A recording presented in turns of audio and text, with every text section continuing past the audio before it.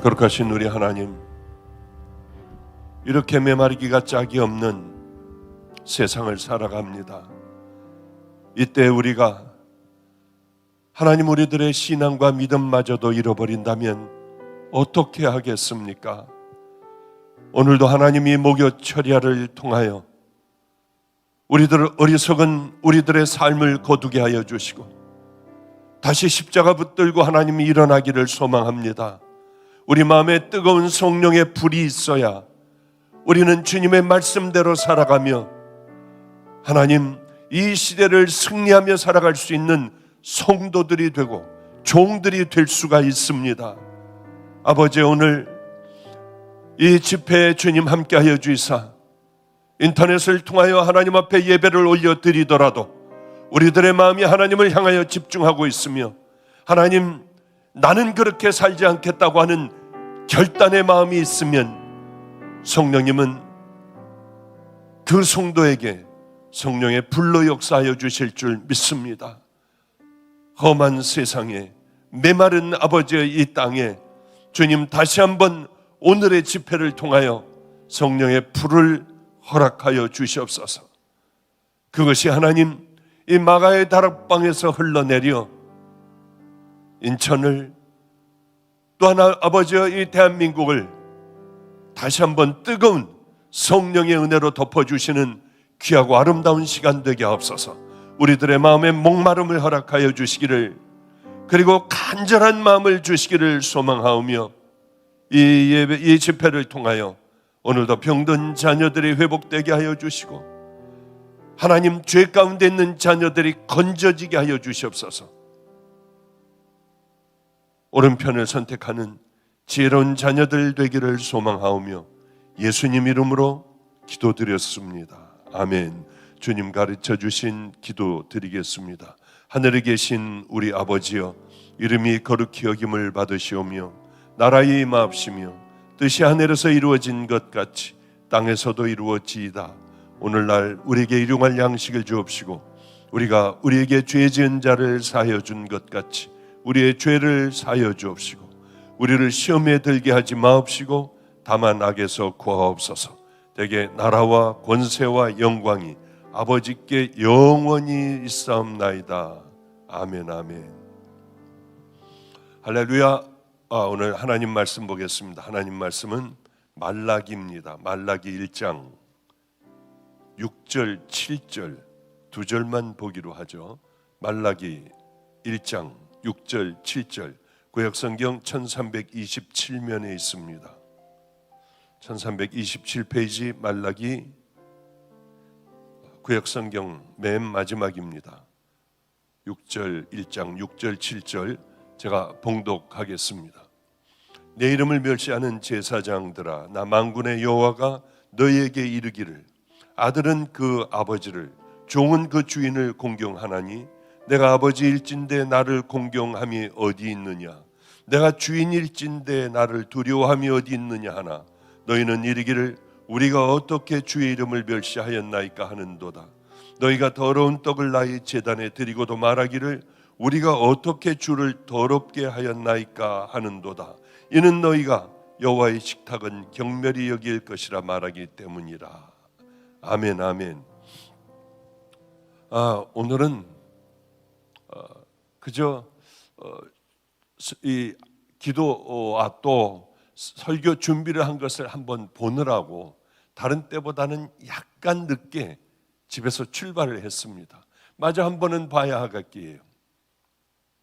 그런데 오다가 보니까 길이 꽉 막혀버렸습니다.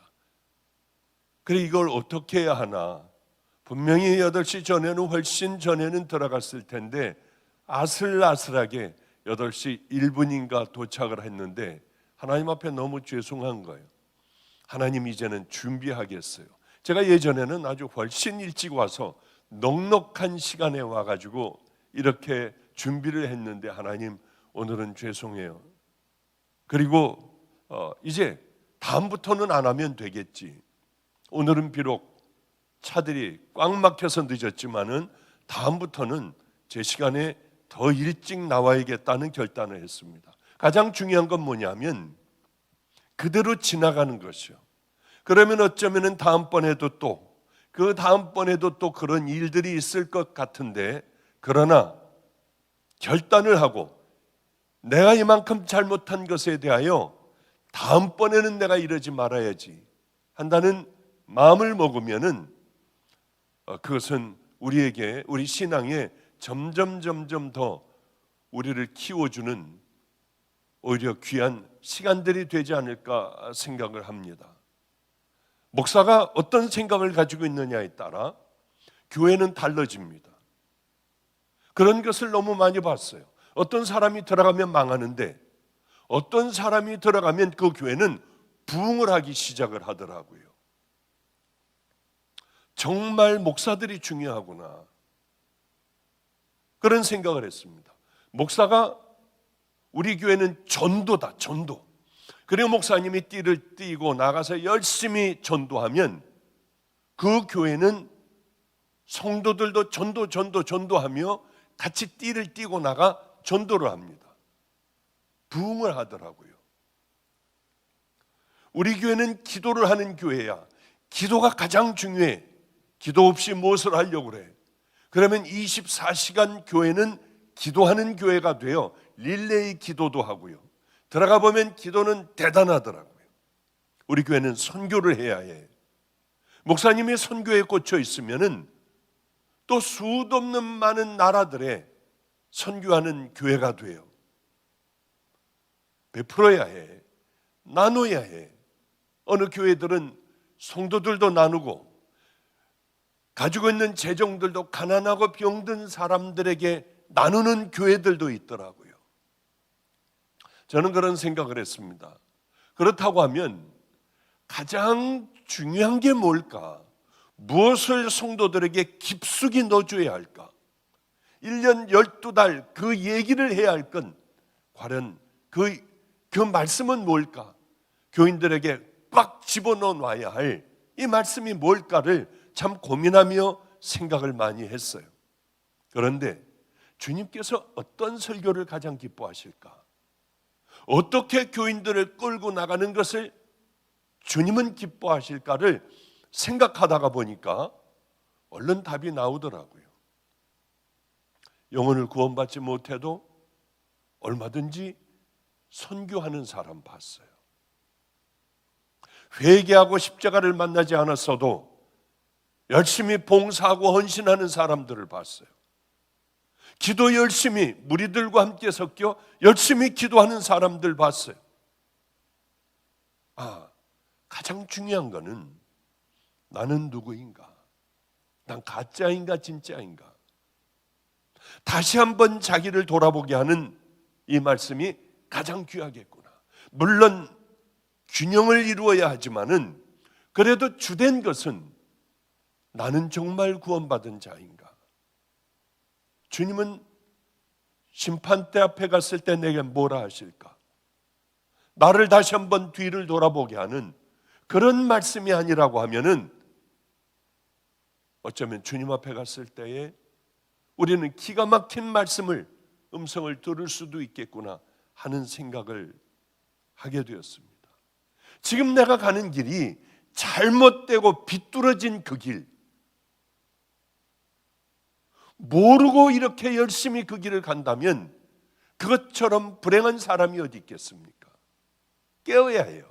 제가 가끔 말씀을 드리지만 저는 어렸을 때에 3번인가 4번인가를 학교를 초등학교 때 옮겼습니다. 아버님이 목사님이니 저를 돌봐줄 사람이 뭐 그렇게 있겠습니까? 옛날인데요. 학교를 가면 무슨 소리인지 모르겠더라고요. 아무리 설명을 해줘도 모르겠더라고요.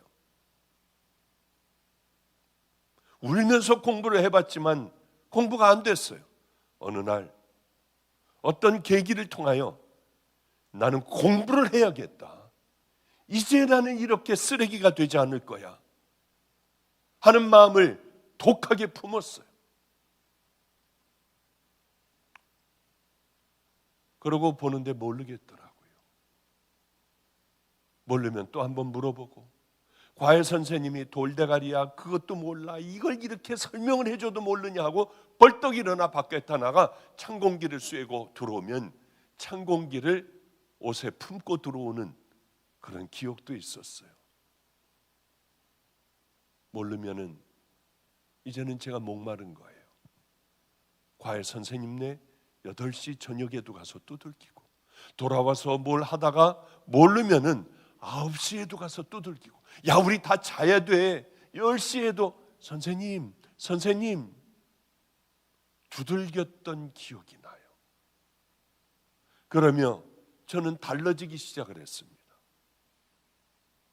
정말 일취월장을 하더라고요.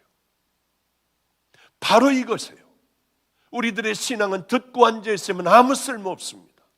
우리들이 목마르지 않는다면 나는 절대로 지옥만큼은 안 갈 거야, 나는 모든 것 다 희생해서라도 나는 천국을 가고야 말 거야, 이런 결단하는 마음이 있다고 하면 나를 비춰볼 거예요. 하나님의 말씀을 볼 때에도 이것을 내게 비춰볼 겁니다. 천국 가는 믿음의 사람은 누구일까? 열심히 찾아볼 거예요. 누가 천국을 가고 누가 지옥을 가나? 오늘 Q&A를 캐나다에 있는 교회에서 Q&A를 하자고 하여 9시 반서부터 11시까지 무려 1시간 반을 Q&A를 줌을 통해서 했습니다. 왜 그렇게 궁금한 게 많은지요. 근데 어느 분이 이런 질문을 했어요. 목사님, 우리 어머님은 지금 돌아가시려고 합니다. 돌아가시려고 하는데 화장을 하면 혹시 지옥 가나요? 아니면 매장을 해야 천국 가나요? 이런 얘기를 물어보시더라고요. 그래서 제가 그렇게 대답을 했습니다. 화장을 한다고 하여 지옥 가는 것이 아니라, 또 매장을 하면 천국 가는 것이 아니라, 예수님 앞에서 우리가 회개하지 않는다면, 지금 가지고 있는 죄들을 돌이키지 않는다면, 놓지 않는다면 우리는 바로 그것 때문에 지옥을 가는 거다. 그러면 내가 회개했는지 회개 안 했는지 그러면 어떻게 아느냐? 이거는 누가 가지고 있느냐? 내가 울며 굴르며 옷을 찢으며 회개를 했다고 하여 회개가 아니다. 회개는 하나님께서 넌 회개했어, 너는 천국이야, 그래야만 그것은 천국이다.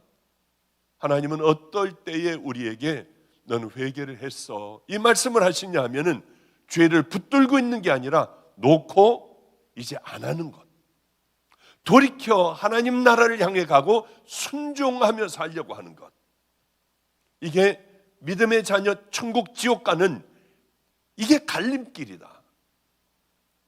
우리에겐 이걸 했느냐 안 했느냐, 그리고 그렇게 살아가느냐 살지 않느냐가 우리들 천국과 지옥을 가르는 그런 문제들이다. 정말 회개를 했느냐? 회개한다는 건 거듭난다는 거고 십자가 붙드는 거지, 죽은 다음에 화장을 했다고 하여 지옥을 가겠습니까? 그런 얘기들은 절대 우리는 해서는 안 돼요. 이 목사가 또 그 교회의 교인들이 뜨거워지면 성도들도 뜨겁고 뜨거운 교회가 돼요.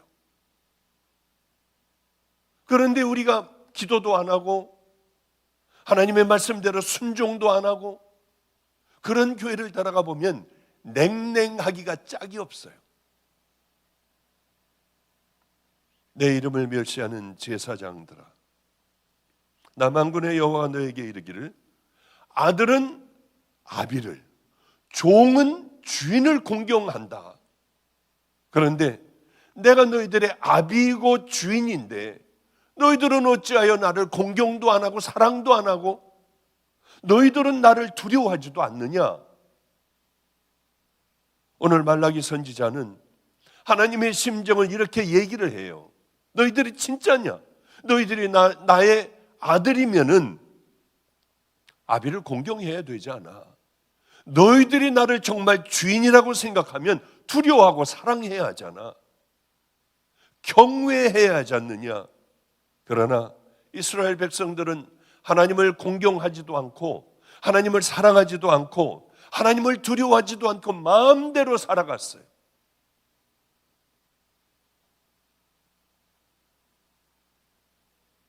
우리가 지금 이 시대가 바로 이런 때를 살아가는 우리가 아닌가. 더군다나 이 코로나라고 하는 병으로 인하여, 이 질병으로 인하여 우리의 있는 요만큼 있는 믿음마저도 없어지는 바로 기가 막힌 그런 시대를 살아가는 거 아닌가. 너무나도 가슴 아프기가 짝이 없어요. 성도 여러분들, 이 설교를 듣고 있는 여러분들만이라도 바로 이럴 때 하나님께서 너는 그래, 이렇게 척박한 때에 너는 내 믿음을 지키니? 우리를 아마 지금 가만히 하나님께서는 한 사람 한 사람을 들여다보실 거예요.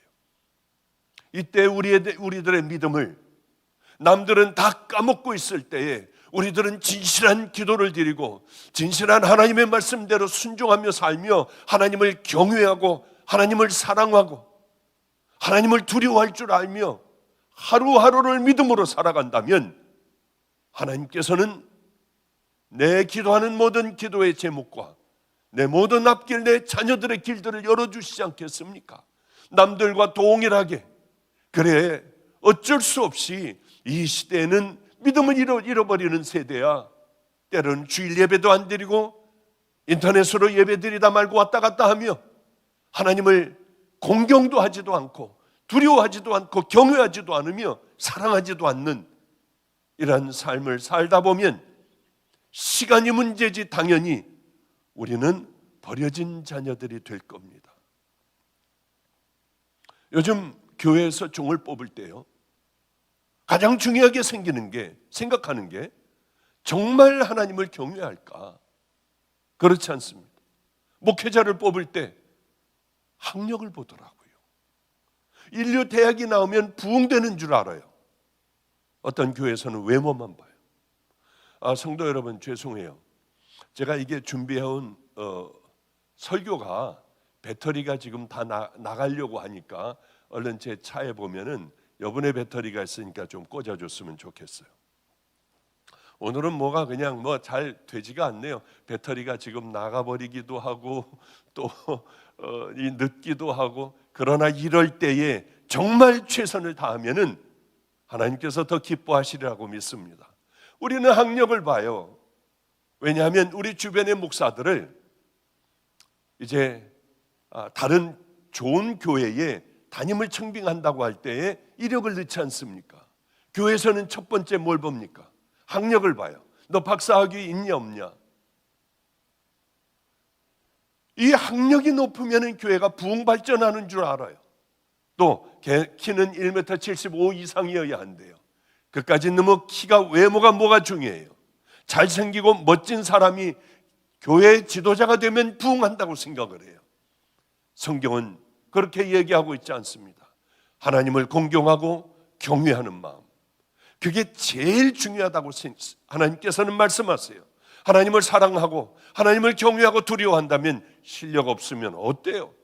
좀 키가 작으면 어떻고 못생기면 어떻습니까? 예수님을 사랑하는 마음만 가지고 있다고 하면은, 뜨거운 마음을 가지고 있고 진실하다고 하면은 하나님께서는 함께 해주시지 않겠습니까?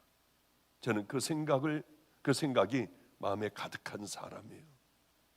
결혼할 때 많은 사람은 외모를 보잖아요. 외모가 없어지면 어떻게 하겠습니까? 소유를 보고 학벌을 봐요. 그런데 이 소유와 학벌은 다 없어질 것들이에요. 제가 다음 주 토요일 날 어떤 아이 주례를 씁니다. 그런데 이 아버지가 많이 아프세요.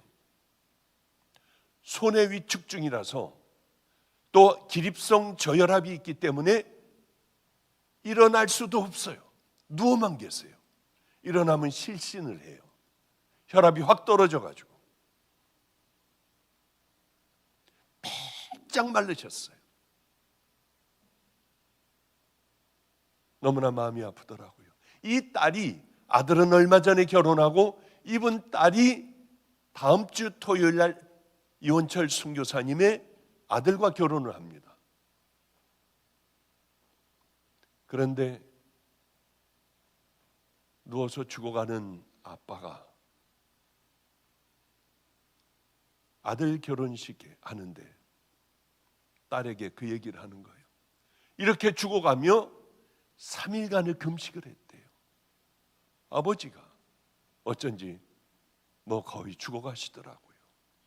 어쩌면 자녀를 위하여 재물을 남겨놓고 좋은 사람하고 결혼하고, 이런 말씀이 아니라 어쩌면 이렇게 얘기를 하시는 거예요. 지금 2대 대학원을 다니고 있습니다. 학교 얼른 관둬라. 얼른 학교 다 관두고 그건 무슨 소용이 있느냐. 학교 관두고 결혼해서 빨리 아프리카의 사막으로 들어가라.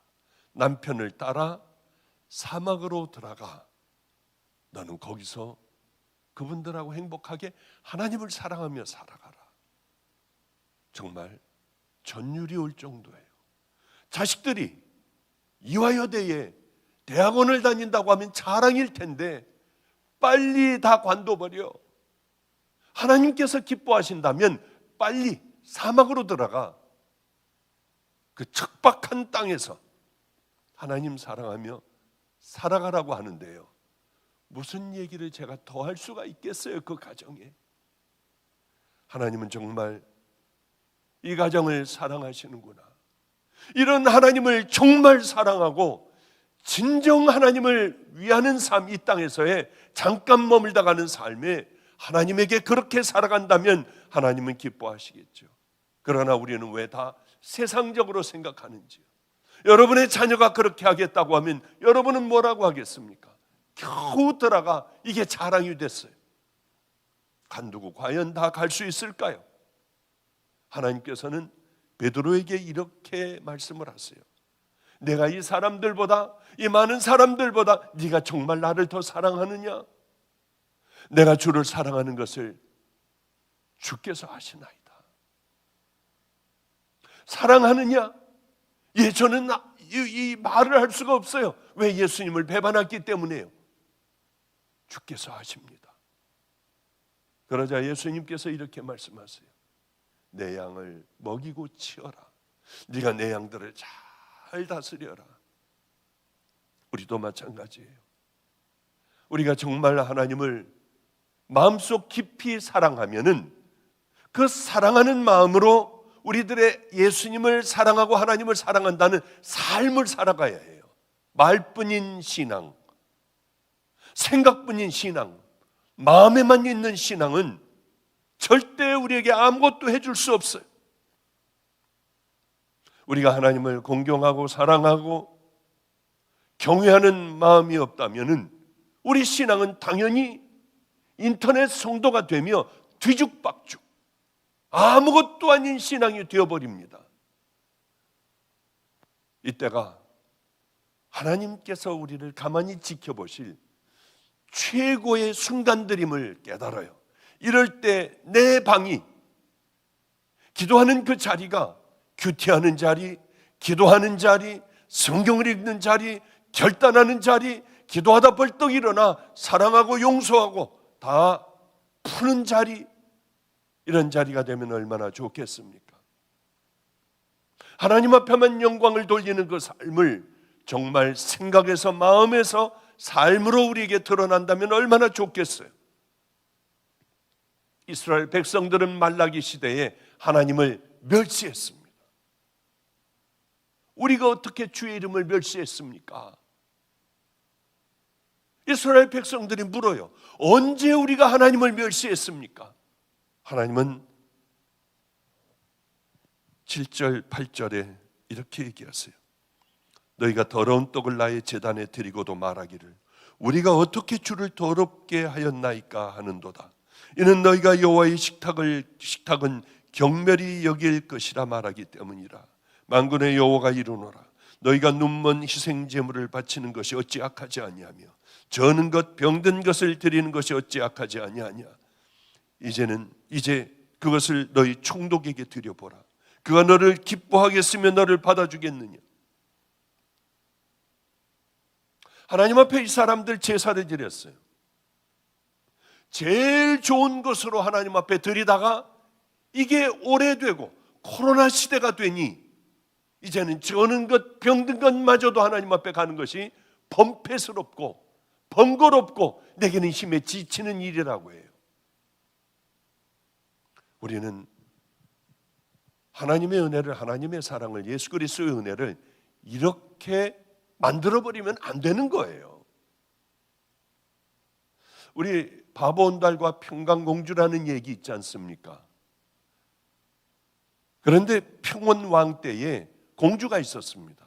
자꾸 얘는 울었던 모양이에요. 너 또 울면은 저 바보온달한테 시집 보낸다. 너 안 되겠다. 시집 가자. 애는 울다가 멈췄습니다. 그런데 어느 날 이 평강공주를 상부 고씨 집안에 결혼을 시키려고 하니까 평강공주가 단호하게 거부하는 거예요. 아버님은 왕이십니다. 왕이 한마디 내뱉은 말은 절대 변개할 수 없습니다. 왕이 이렇게 말을 바꿔버리면 백성들을 어떻게 다스리겠습니까? 저는 절대로 고씨에게 시집가지 않고 바보 온달에게 가겠습니다. 아버지는 그를 국내에서 내쫓아라. 그래서 내쫓겼습니다. 그래서 폐물을 가지고 팔아서 비들비들한 비루한 말 한 피를 샀고 나머지는 작은 집을 얻어 바보 온달과 함께 살게 되었다고 하죠. 그래서 이 말을 잘 키우니 명마가 됐습니다. 온달은 이 말을 타고 사냥대회에 나가 1등을 했어요. 그래서 평원왕은 바보 온달의 1등을 한 그것을 보고 깜짝 놀랐다고 했어요. 늠름한 장수가 되어 있으니. 그리고 온달은 중국의 후주의 침략을 받았습니다. 이때에 아산이라는 곳에서 전공을 세워서 대영이라고 하는 높은 벼슬까지 올라갔습니다. 얼마나 좋았을까요? 그런데 이제 평원왕의 대를 이어 영양왕 때에 신라에게 뺏긴 땅을 찾아오기 전에는 내가 돌아오지 않겠다. 이렇게 하고 떠났습니다. 거기서 화를 맞아 그만 죽어버렸어요. 저는 이런 생각을 많이 합니다. 바보 온달은 바보가 어떻게 그렇게 늠름한 장수가 될 수 있었을까? 저 왕궁에서 나온 공주가 나를 위하여 눈물도 흘리고 나를 사람 대접을 해주며 하나하나 무술을 가르쳐주고 글을 배우게 하는 거예요. 죽으라고 했을 거예요. 왜? 공주가 거지 같은 더러운 자기 같은 자에게 왔으니 얼마나 생명을 다했겠어요.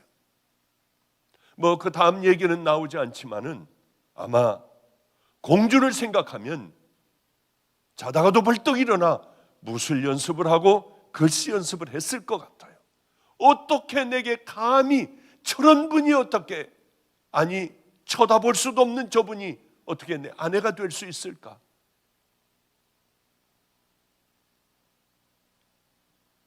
우리도 마찬가지라고 생각합니다. 예수님의 은혜를 입은 우리들 어떻게 이렇게 살아갈 수가 있겠습니까?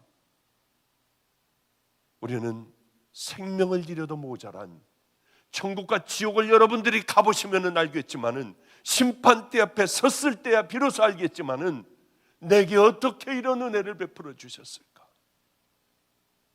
말도 안 되는 이 갈림길에 나는 주님을 붙잡고 어떻게 여기까지 왔을까? 가짜들은 미쳤지. 이 세계가 있다는 것을 수도 없이 들었고 무의식 중에 믿기도 했지만 내 삶은 왜 그렇게 살지 못했을까? 땅을 치는 그날이 우리에게도 얼마든지 올 수 있다고 하는 거죠. 어느 분이 오늘 Q&A를 하는데 미국에서도 하고 미국에서도 이제 들어오고 캐나다에서 들어오고 캐나다 교회 박종민 목사 교회에서 Q&A를 했습니다. 그런데 미국에 있는 한 분이 이런 질문을 또 하나를 해오더라고요. 저희는 믿음을 지키려고 몸부림을 치며 살아가는 그러한 미국에 있는 사람들입니다. 주변에 귀한 교회를 아무리 찾아봐도 찾을 수가 없어요. 그러니 마가의 다락방에서 하는 우리는 그 예배를 드리고 그 말씀을 우리는 다 듣고 합니다. 목사님, 이거 괜찮은 걸까요? 우리는 이미 인터넷 예배를 다 드려본 사람들이기 때문에 잘 안 되잖아요. 만날 때까지 찾아라. 그리고 반드시 교회에 나가 간절하게 기도해야 한다. 우리 아이가 제 방에서 보면은 한 아이가 우리 방 맞은편 짝에 거기서 살고 있습니다. 공부를 해요. 그런데 제가 이제 보통 한 새벽 3시나 돼야지 잠이 들기 때문에 보면은 항상 불이 켜져 있어요. 그래, 쟤는 뭘 하는데 저렇게 아직도 이렇게 새벽 3시가 되었는데도 불을 켜놓고 저기 앉아 있을까? 보면은 컴퓨터로 공부를 하고 있는데 그 얼굴이 제 방에서 다 보여요. 얘도 저를 늘 볼 수가 있고. 목사님, 왜냐하면 제가 설교 준비하는 의자에 딱 앉으면은 걔가 딱 보이는 거예요. 서로들 바라봐요. 목사님, 왜 이렇게 늦게 주무세요? 나 잠이 안 와서 설교 준비 좀 하고 하지. 그런데 너는 이제 대학교 1학년 애가 뭔 공부가 그렇게 많은데 새벽 2, 3시까지 늘 불이 꺼지지 않고 공부를 하고 있니? 목사님, 저는 단 한 번도 학교에 나가 공부해 본 적이 없어요. 외국어 대학을 다니는 애예요. 그런데 목사님, 이렇게 나가서 직접 교수와 얼굴을 대면하고 공부하는 그거는 금방 올라갑니다. 그런데 인터넷으로 공부는 다 한번 비교를 해보고 알아보고 했더니 인터넷으로 하는 공부는 50%의 효율이 떨어져 버린대요. 아무리 열심히 해도 인터넷 공부는 50%가 잘려나가 버린다는 거예요. 그러니 새벽 2, 3시까지 제가 공부를 하지 않으면은 저는 정상적인 이 공부를 따라갈 수가 없어요. 그 얘기를 하더라고요. 마찬가지로 우리도 동일합니다. 인터넷 예배를 통하여 어쩌면 우리는 50%가 잘려나간 그런 예배를 드릴 수가 있어요. 이때에 하나님을 정말 우리들 마음을 다해 찾지 않으면 예배드리고 여기저기 인터넷으로 여기저기 설교나 돌아다니고 끝나자마자 벌떡 일어나 나가서 물 마시고 밥 먹는다면 우리들의 반은 잘려나갈 거예요. 기도를 1시간 한 사람들은 1시간 반을 해야만 믿음을 찾을 수가 있어요. 성경을 1시간을 보던 사람은 1시간 반 이상을 우리가 성경 공부를 해야 겨우 따라갈 수 있지 않겠습니까? 그래요. 오늘도 성도들이 없는 가운데 드리는 예배는 반밖에는 저에게는 50%가 잘려나가는 거예요. 150%를 열심히 갖다 쏟아붓지 않으면은 저 역시 그저 인터넷 시대에 그저 그런 설교를 하고 끝내지 않을까 하는 생각을 하게 됩니다. 오늘 13절 보면은 만군의 여호와가 이르노라 너희가 또 말하기를 이 얼마나 번거로운고 하며 코숨치고 훔친 물건과 전곡과 병든 것을 가져왔느니라. 이거 얼마나 번잡스러워. 가가지고 이제는 하나님 앞에 예배 드리는 것도 이것도 힘든 일 아니야. 만군의 여호와가 말하노라 너희는 나 하나님께 은혜를 구하면서 우리를 불쌍히 여기소서 하여 보라. 너희가 이같이 행하였으니 내가 너희 중 하나인들 받겠느냐. 하나님 우리를 불쌍히 여겨주세요. 정말 우리를 다시 한번 일어나 가게 해주세요. 애도 내가 그건 너희들 듣겠느냐. 바로 이런 말씀 아니겠습니까? 아무리 불쌍히 여겨달라고 하고 주여 주여 한다 해도 내가 듣겠느냐? 가증스럽다는 거예요. 이렇게 하면 안 된다는 거예요. 이때에 우리는 열심히 더 기도하고 50%를 더하며 우리의 마음을 다하여 하나님 앞에 나가지 않는다면 어떻게 되느냐? 세월이 흐르며 이거 예배드리는 거 번거롭잖아. 저는 예전에 미국을 갔을 때요, 미국에 있는 사람들이 그저 팝콘 먹고 다리를 위에다 올려놓고 비스듬히 앉아서 TV 예배를 드리며 그렇게 예배를 드리는 사람들이 너무 많다고 하며 저걸 보래요. 저에게는 충격이었어요.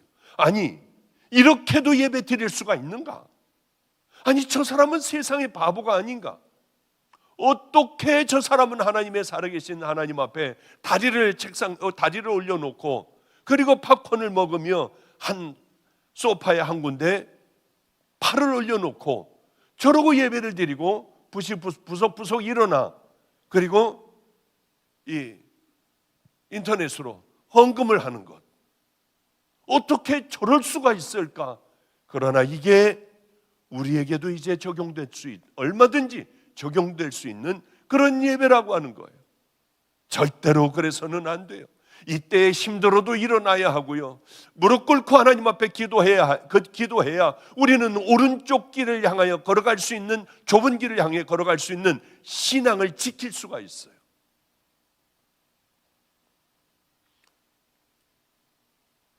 토요일은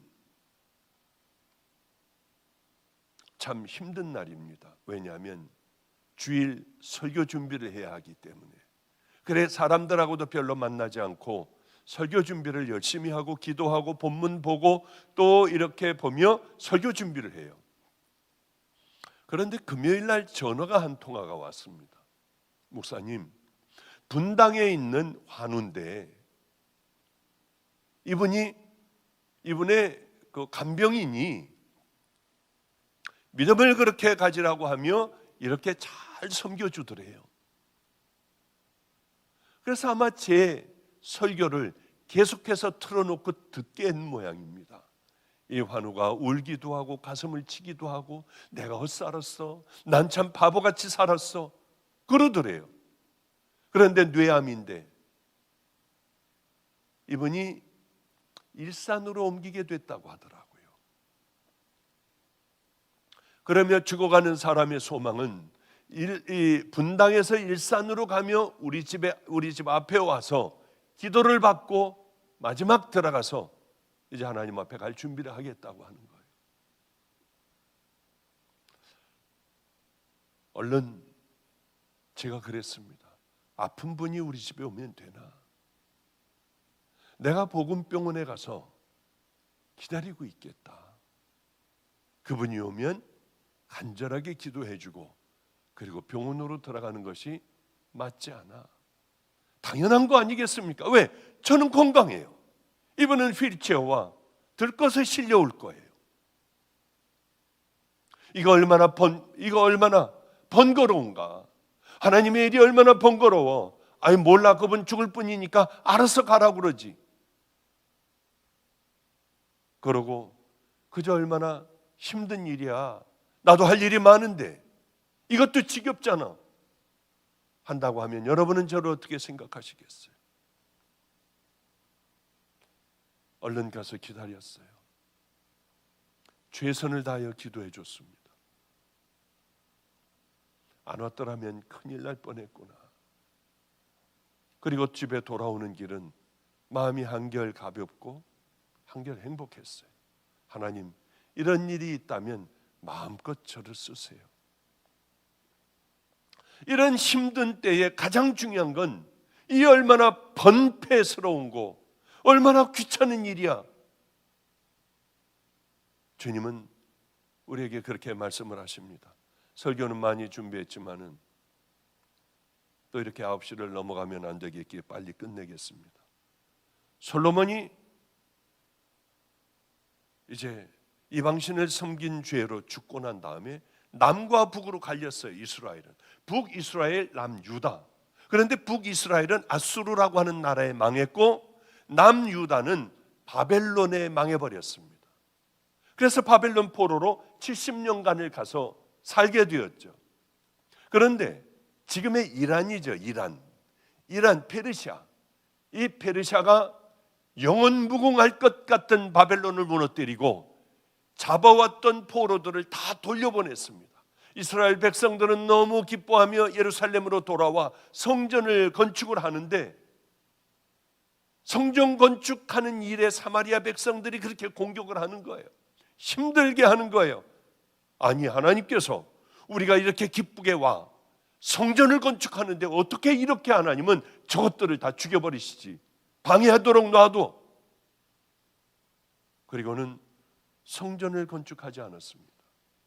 이제는 자기 집들을 만들고 자기 사는 일에 몰두하고 살아갔어요. 성전은 폐허된 채로 방치되었고요. 이때 학개 스가랴 선지자가 너희 이렇게 하면 안 돼. 너희 집을 돌볼 게 아니라 먼저 지금 하나님의 전을 너희들 먼저 만들어야 해. 16년이나 방치된 채로 그대로 있었으니 들짐승이 와서 자고 가는 그런 곳이 되어버리고 말았습니다. 초라한 모습이었지만 학개 스가랴 선지자 때에 성전은 완공이 되었어요. 그런데 마음이 이미 하나님을 사랑하는 마음이 없어졌습니다. 뜨거운 마음이 없어졌어요. 또 시간이 흘렀습니다. 문제가 생겼어요. 그저 와서 겨우 하나님 앞에 드린다고 하고 겨우 그냥 비꼬우며 앉아있다가 제사 지내면 얼른 돌아가 버렸습니다. 하나님 앞에 귀한 것을 가져오다가 그 다음에는 병든 것, 저는 것, 뭐 이런 것들만 가지고 왔어요. 이렇게 신앙이 또 무너졌을 때에 하나님께서는 말락이라고 하는 선지자를 세웠습니다. 이러면은 너희들은 죽게 된다. 이러면은 너희들은 멸망을 하게 돼. 지금 우리가 그때를 당한 것 같습니다. 나라를 위하여 기도해야 돼요. 정말 생명을 다해 기도해야 돼요. 소리 지르고 여러분 왜 여기에 왜 참석 안 하느냐, 그것보다도요, 우리는 엎드려 하나님 앞에 철저하게 내 죄, 내 가정의 죄, 내 교회의 죄, 이 나라의 죄들을 가슴을 치며 기도할 줄 알아야 돼요. 내가 너희들을 사랑해서 그래. 아니, 하나님 우리를 사랑했다고요? 축복을 줘야 되잖아요. 바벨론을 보세요, 얼마나 강한가. 페르시아를 보세요, 얼마나 강한가. 우린 저주받은 사람들 같이 이렇게 찌들어 살지 않습니까? 하나님께서 이게 우리를 축복해 주신 겁니까? 이렇게 이스라엘 백성들은 하나님 앞에 대들었습니다. 현실을 보면 맞아요. 그러나 그렇지 않아요. 저는 고난의 때가 있었어요. 먹을 것이 없다고 하는 건 참 힘든 때예요. 매 맞는다고 하는 건 두렵고 고통 가운데 살아가고 가슴이 막 터질 것 같고, 이런 깡패들에게 그 일들을 많이 당했어요. 2층에서 보면은 누가 죽어가는 소리가 들리고 술병 깨는 소리가 들려 우범지역인 그것을 보면은 애들을 패는데요, 무섭게 패요. 피투성이가 되도록요. 흥분해가지고 막 패요. 그냥 병을 깨가지고 찌르기도 하고 머리를 치기도 하고요. 너무 무서웠어요. 기도하며 하나님 저들을 막아주세요. 이 기도만 하고 내려가지는 않았어요. 모든 게 끝나고 난 후에는 죄책감이 몰려오는 거예요. 하나님 용서해 주세요. 무서워서 못 내려갔어요. 다음번에는 내려갈게요. 그 다음번에도 보면 또 무서워요. 또 무섭고요. 그러나 어느 날엔 내려갔어요. 여지없이 매맞아요. 온갖 모욕을 다 당해요. 그러나 또 내려가고요. 무섭지만은 또 내려가고요. 또 내려가고 결국 거기에 그렇게 무서운 우범지역이요, 범죄가 없어지는 그런 곳이 되었어요. 얼마나 힘든 줄 압니까? 고난의 때 하나님을 감동을 시켜드리면은요, 하나님은 잊지 않으세요. 꼭 기억을 하세요. 불평원망하는 사람들은 하나님께서 제일 싫어하세요. 광야에서 다 죽었잖아요, 이스라엘 백성들이. 우리를 정말 사랑하셨습니까? 이 말씀에 대답을 하세요. 그 대답은 저는 아프고 교인도 하나도 없고 굶고 매맞고 왜 이런 삶을 내가 살았을까? 아, 죄인이기 때문에 그래. 매맞을 때도 나는 죄인이야. 그런 생각 가운데 매를 맞았어요. 여러분, 따귀 한 번 맞은 적 있습니까? 따귀요. 이제 하나님께서는 다 해석을 해주세요. 그거는 고난이 아니라, 버림을 당해서 그런 것이 아니라 가장 사랑하는 축복의 방법이었구나. 이제는 누가 병들면 열심히 아마누르를 나름대로 찾아다니려고 해요. 교회에 교인이 없는 교회들은 어떻게 하든지 뛰어서 채워주려고, 내 귀에 들리면은 외면한 적 없을 것 같아요. 열심히 도와주고 교인들 띄워주고 다른 교회에 갈 수 있도록 우리 교회 아예 주일날 문을 닫아버리고요, 우리 다 개척교회 나가 주여 주여 하며 기도하고 개척교회 목사들의 설교를 듣던 때도 있었어요. 아, 이게 축복이었구나. 하나님의 은혜였구나. 하나님께서는 이스라엘 백성도 그렇고 저도 그렇고 여러분도 그렇고 가지치기를 하세요. 잔가지를 잘라내야만 풍성한 열매를 맺어요. 저는 우리 집에는 잡초들이 있어요. 들풀들이 있어요. 저는 이거 가지치기 해주지 않아요. 어차피 버려진 것이기 때문에요. 아무 쓸모없는 것이기 때문에 가지치기 안 해요. 우리는 주님 앞에 귀한 포도나무들입니다. 그러니 열매를 맺기 위하여 주님은 잘라주세요. 예수 그리스도의 향기 나는 열매를 맺어야만 합니다. 어제는 우리 아이가, 저 어릴 때서부터 안성에서 살아왔던 아이가 케냐에서, 아프리카에서 죽도록 이제 선교하고 잠깐 코로나로 인하여 이 아이가 나왔습니다. 나와 저희 집에 12시에 끝나자마자 이 자가격리가 끝나자마자 같이 저희 집으로 왔더군요. 걔는 사역지를 떠났습니다. 이제 목사님, 저는 어떤 사역지로 어떻게 일을 해야 할까요? 말씀해 주십시오. 걔는 배짱이 좋은 애예요. 주님 앞에 죽을 각오가 돼 있어요. 그래, 제 소원과 하나님의 소원이다. 이건 나도 아프리카로 들어가려 하는 이유는 내가 들어가면 일이 빨리 진행이 될 거야. 우리 있는 데서 한 2시간 반 정도를 가면 삼브로라고 하는 곳이 나와요. 북쪽입니다. 선교사들이 거의 없어요. 왜? 척박한 곳이기 때문에. 거기에 보육원과 교회를 세울 거예요. 그래서 무슬림 지역인데 이 사람들의 아이를 받아 믿음으로 잘 키우고 하면 부모들도 올 거 아니에요. 복음을 전할 거예요. 이곳에서 또한 2시간 반 정도를 가게 되면 아무것도 없는 사막에 띄엄띄엄 있는 마을들 있습니다. 여기 또 다리를 만들 거예요. 마지막에 그곳에 가면은 보란, 가브란, 이 부족들은 무섭게 싸워요. 누가 자기네로 와서 풀 한번 뜯으면 가서 죽여버려요. 여기서 죽이면 여기에서 학교에 가서 애들을 다 총으로 다 쏴 죽여버려요. 신부까지도 다 죽여버려요. 여기서는 또 넘어가 죽여버리고요. 막 싸움이 붙으면은 케냐의 특공대들이 거기 가서 양쪽을 다 죽여버려요. 이런 무서운 곳입니다. 너는 그곳으로 들어가라. 그곳에 들어가서 이 사람들 다시는 싸우지 않도록 복음의 씨앗을 뿌려봐. 그럴 사람은 너밖에 없어.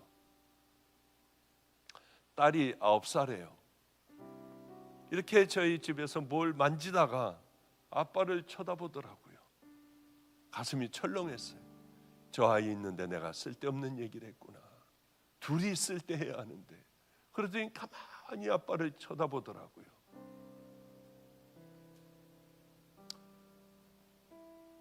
우리가 하나님의 뜻을 이루려면 아무도 가 있지 않은 그곳까지, 소말리아라고 하는 무서운 데가 있습니다. 바로 거기에요. 우린 그쪽까지 갈 거예요. 그러면은 복음이 북으로, 사람들 가지 않는 북으로 쫙 뚫려 무슬림 지역들이 예수님을 만나는 귀한 지역이 되겠구나. 하나님 5년 내에 다 이루게 해주세요.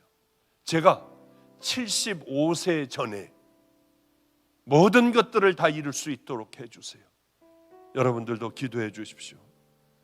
그것은 불행이 아니에요. 그것은 재앙이 아니에요. 우리 주님은 우리를 불꽃 같은 눈동자로 지켜주실 겁니다. 그저 짧은 세상, 하나님의 기쁨이 되는 그 길을 걸어갈 수만 있다면 뭐를 아까워하겠습니까? 목사님, 염려하지 마세요. 저는 죽음 바로 직전까지 갔다가도 살아난 사람이에요. 가라 하시면은 내일이라도 달려 들어갈 거니 염려하지 마십시오.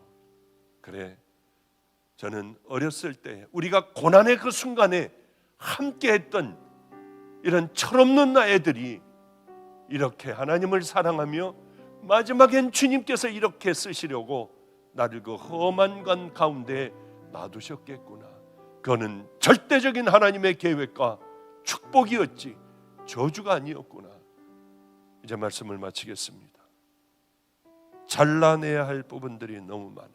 시기, 탐욕, 거짓, 위선, 분노, 이 음란, 술 취함, 세상 사랑하는 것들, 내 안에 깊이 박혀있는 열등감, 이제 이런 거 다 버려야 해요. 가지가 쳐져야 해요. 그러면 여러분, 이 가지가 쳐질 때 하나님께서 마음껏 쓰실 수 있는 믿음의 용사가 태어나시는 줄을 알고 하나님을 공경하고 사랑하고 하나님의 말씀에 순종하는 이 마음은 절대 어떤 상황에서도 잊지 않고 믿음의 길을 달려가는 우리 다 같은 인터넷 동지들이 되시기를 주님의 이름으로 축복합니다. 기도하겠습니다. 거룩하신 하나님 아버지요, 어리석기 짝이 없는 우리들의 삶을 용서하소서. 하나님 앞에 한다고 했지만은 어쩌면 이스라엘 백성들과 같이 하나님을 사랑하지도 않고 존경하지도 않고 말씀에 따르지도 않으며 경외하지도 않는 그런 삶을 살아왔는지도 모릅니다. 하나님, 사랑하는 마음을 꼭 우리 안에 넣어주시옵소서. 하나님을 경외하게 하시고 하나님 말씀대로 그 길을 따라 순종하게 하여 주시옵소서. 그래서 하나님, 험한 세상에 우리들은 하나님의 눈에 띄는 믿음의 자녀들이 되어 작은 것서부터 승리하며 하나님께서 우리를 들어 써주시는 은혜의 자녀들 다 되게 하여 주시옵소서. 험한 세상에 믿음 꼭 잃지 않게 하여 주시기를 간절히 바라오며 예수님 이름으로 축복하옵고 기도드렸습니다. 아멘.